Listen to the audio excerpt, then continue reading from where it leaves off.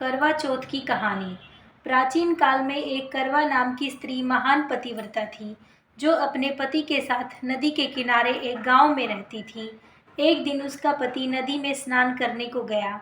दैवयोग से स्नान करते समय वहां एक मगर ने उसका पैर पकड़ लिया। तब वह मनुष्य करवा करवा करके अपनी पत्नी को चिल्ला चिल्लाकर पुकारने लगा। अपने पति की आवाज़ को सुनकर उसकी पतिव्रता स्त्री करवा भागी हुई चली आई और उस पतिव्रता ने आते ही मगर को कच्चे सूत के धागे से बांध दिया। मगर को बांधकर वह अपने पतिव्रत धर्म के बल में यमलोक में पहुंचकर यमराज से बोली, हे भगवान, मेरे पति को मगर ने पकड़ लिया है। इस अपराध में आप अपने बल से मगर को नरक में डाल दो। करवा की यह बात सुनकर के यम बोले कि अभी मगर को आयु शेष है, अतः मैं अभी उसको नहीं मार सकता। यमराज की बात सुन करवा बोली, यदि आप ऐसा नहीं करोगे तो आपको शाप देकर नष्ट कर दूंगी।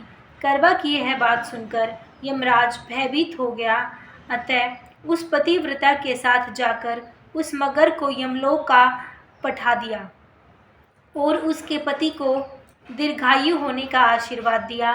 उसी दिन से ये करवा चौथ मनाई जाती है और व्रत पूजा की जाती है। हे करवा माता, जैसे तुमने अपने पति की रक्षा की, ऐसे ही सबके पतियों की रक्षा करना।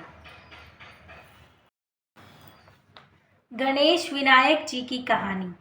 एक अंधी बुढ़िया थी। उसका एक लड़का और लड़के की बहू थी। वो बहुत गरीब था। वह अंधी बुढ़िया नित्य प्रति गणेश जी की पूजा किया करती थी। गणेश जी साक्षात सम्मुख आकर कहते थे कि बुढ़िया माई, तू जो चाहे सो मांग ले। बुढ़िया कहती, मुझे मांगना नहीं आता, सो कैसे और क्या मांगूं। तब गणेश जी बोले, अपने बहू बेटे से पूछकर मांग ले। तब बुढ़िया ने अपने पुत्र और बहू से पूछा तो बेटा बोला कि धन मांग ले और बहू ने कहा नाती मांग ले। तब बुढ़िया ने सोचा कि बेटा बहू तो अपने अपने मतलब की बातें कर रहे हैं, अतः उस बुढ़िया ने पड़ोसियों से पूछा। पड़ोसियों ने कहा कि बुढ़िया, तेरी थोड़ी सी जिंदगी मांग ले, क्यों धन मांग रही है। तू तू तो केवल अपने नेत्र मांग ले, जिससे तेरी शेष जिंदगी सुख से व्यतीत हो जाए।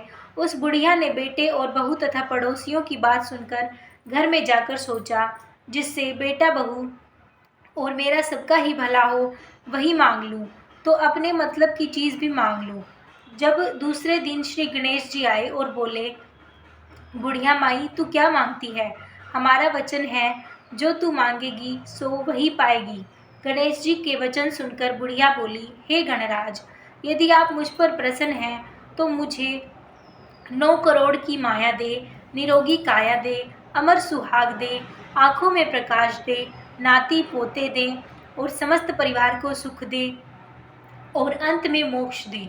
बुढ़िया की बात सुनकर गणेश जी बोले, बुढ़िया माँ, तू तो मुझे ठग रही है। खैर, जो कुछ तूने मांग लिया वह सब तुझे मिलेगा। यूं कहकर गणेश जी अंतर्ध्यान हो गए।